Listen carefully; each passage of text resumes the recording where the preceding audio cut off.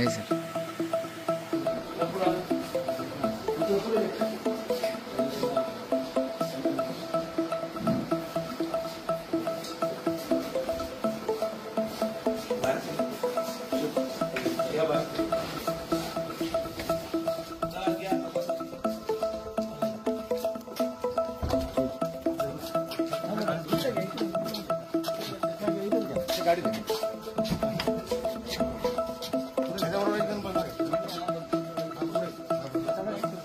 एक होणार. आता मला जे डायरेक्ट फोन येतात ते माझ्याकडे जे पी आहेत आमचे संतोष गायकवाड त्यांच्याशी ते बोलले. तर त्यांनी सांगितलं काय ते सांगत होतं साहेबांना देतो, तुमचं काम काय ते सांगा. त्याने सांगितलं मी इन्कम टॅक्स ऑफिसमध्ये, बरोबर ना? हो, इन्कम टॅक्स ऑफिसमध्ये पैसे आहे आणि आम्हाला अशी बातमी आहे त्र्यंबकेश्वरला साहेबांचा एक मोठा फार्म आहे आणि त्याच्यामध्ये फार मोठ्या प्रमाणावर पैसा त्यांनी साठवून ठेवलेला आहे. तर त्याचे रेट पडणार आहे त्या फार्मवर. तर ती वाचायची असेल मदत करू शकतो तुम्हाला. मग हे संतोष गायकवाडांना मी साहेबांशी बोलून घेतो. तर आणि असा फोन आहे. म्हटलं अरे त्र्यंबकेश्वरला कुठला आपला फार्म आला आहे? आपण त्या काय तो आपला बडा उदासीन आखाडा तिथे आपण ते बाबाने बोलून त्या दिवशी मी गेलो होतो. काय आणि काय नाव ते कार्यकर्त्यांचं आपलं ते कैलास झुले यांनी. नंतर बघितलं आणि त्याला तो मला मागच बंगला बसला असेल काय त्यांचं ते हे आहे. त्याच्यानंतरच ते फोन त्याची सुरू झाली दिसतंय मला. काय आपलं काही तिथे फार्मच नाही आहे तो आणि त्याचे 10-12 वेळा झटका झाल्या सगळं आणि इथे केस आपल्यावर नाहीये. ही काहीतरी गडबड आहे. मी सांगितलं तू त्याच्याशी बोलत राहा. परत त्याला फोन येत राहिले. मग आम्ही जे CP ला कमिशनर ऑफ पोलीस नाशिकला सांगितलं हे असं साठी फोन येत आहे आणि तुम्हाला सांगतो की मला तुम्ही पैसे द्या म्हणजे मी तुमची केस मिटवून टाकतो. मग रेट पण पडणार नाही, काही पडणार नाही तुमच्यावर, तुम्हाला पैसे लागतील. मग ते म्हणाले ठीक आहे. त्यांनी जे आहे याच्याकडून ते सगळं मागवून घेतलं काय रेकॉर्डिंग वगैरे यांनी केलं होतं ते सगळं आणि पुन्हा ते फोन येत राहिले. मग त्याप्रमाणे ते रेकॉर्डिंग त्यांनी टीम वगैरे तयार केली एका डेप्युटी पोलीस कमिशनरच्या अध्यक्षतेखाली आणि 1 कोटी रुपये त्याने मागितले. नंतर मग आम्हाला असं कळलं काल मग ठरलं यांचं त्याचं ठरलं किंवा कुठे यायचं काय कुठे धरमपूर हे गुजरात बॉर्डर तरी धरमपूर आहे. मग या लोकांनी एक मोठी टीम तयार केली.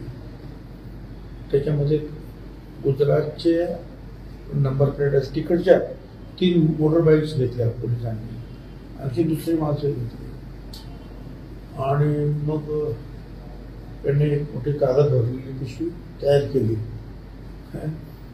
ती पैसे घेऊन मग तो बोलवलेल्या ठिकाणी ती गाडी गेली.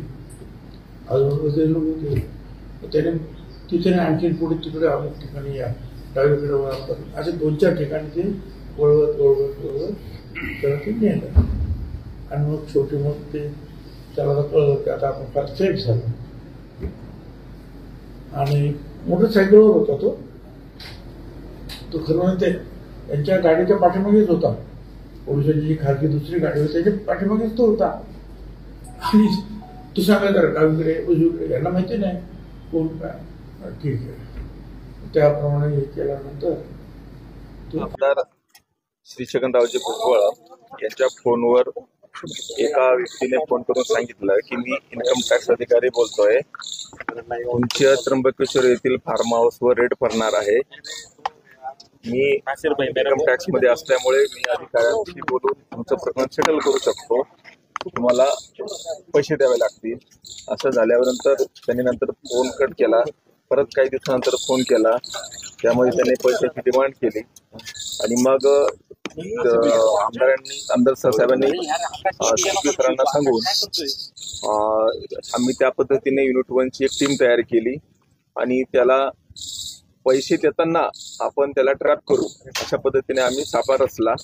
आणि त्या दरम्यान ज्या दिवशी पैसे द्यायचे होते सुरुवातीला त्याने प्रत्येकी 20 लाख असे टोटल 1,60,00,000 मागितले, पण कमी करत करत ते आपण 1 कोटीपर्यंत त्याला आपण तयार केलं. आणि ती अमाऊंट देताना त्याने धरमपूर गुजरात या ठिकाणी बोलावलं.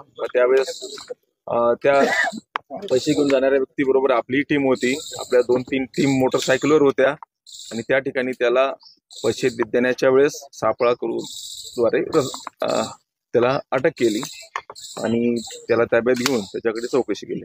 सर, संशयित आरोपीची नेमकी काय पार्श्वभूमी आहे, काय तपासादरम्यान?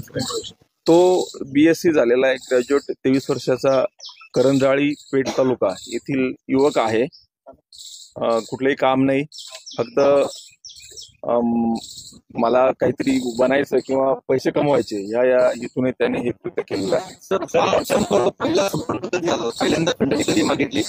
किती दिवस हे सगळं प्रकरण चालू होतं? पहिल्यांदा फोन 23 एप्रिल रोजी आला, त्यानंतर 2 मे रोजी आला, नंतर मग गेल्या 4 दिवसापासून दररोज बोलणं चाललं होतं. स्वतः भुजबळ साहेबांचं त्या आरोपीचं काही फोनवर संभाषण झालं होतं?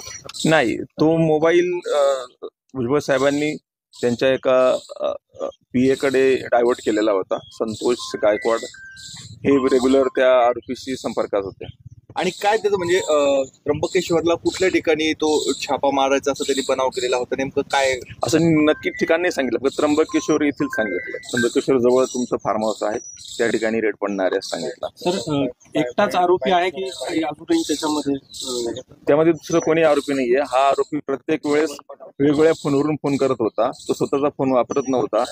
हॉटेलवर, ट्रक ड्रायव्हर अशा लोकांचे फोनवरून आपल्याला थोडा वेळ लागला. आपली टीम धरमपूरला देखील गेली होती गुजरातमध्ये, तिथे कशासाठी टीम गेली होती, तिथे नेमकं काय घडलं? आपल्याला ते पैसे देताना त्याला पकडायचं होतं, त्यासाठी आपली टीम गेली. पण त्यांनी पहिलं लोकेशन धरमपूर सांगितलं होतं. धरमपूर सांगितलं होतं, नंतर त्याला थोडा डाऊट आला, मग त्याने दुसरं लोकेशन सांगितलं एका हॉटेलजवळ हायवेवरच, आणि त्या ठिकाणी त्याला पकडलं. जो खंडणी मागणारा व्यक्ती होता त्याचं आणि भुजबळ साहेबांचं देखील बोलणं झालं होतं फोनवर, त्यांच्याशी देखील त्यांनी संवाद साधला होता असंही कळत आहे. त्याबाबत काही नाही, आरोपीचं भुजबळ साहेबांबरोबर बोलणं झालेलं नाहीये, कारण फोन तो नंबर त्यांनी त्यांच्या एका PA कडे डायव्हर्ट केल्यामुळे साहेबांचं त्यांच्याशी बोलणं झालेलं नाही. तर जो आरोपी आहे त्यांनी आधी पण असे काही कृत्य केले होते का? असे काही नाही, आरोपीवर कुठल्याही प्रकारचा गुन्हा नाहीये आणि कुठलं यापूर्वी त्याने काय केलं आहे ते आता तपासाचा भाग पुढे तपासात निष्पन्न होईल. वगैरे फोन ते आणि याचं काही कनेक्शन आहे? नाही, ते अजून तरी तसं काही निष्पन्न झालेलं नाही.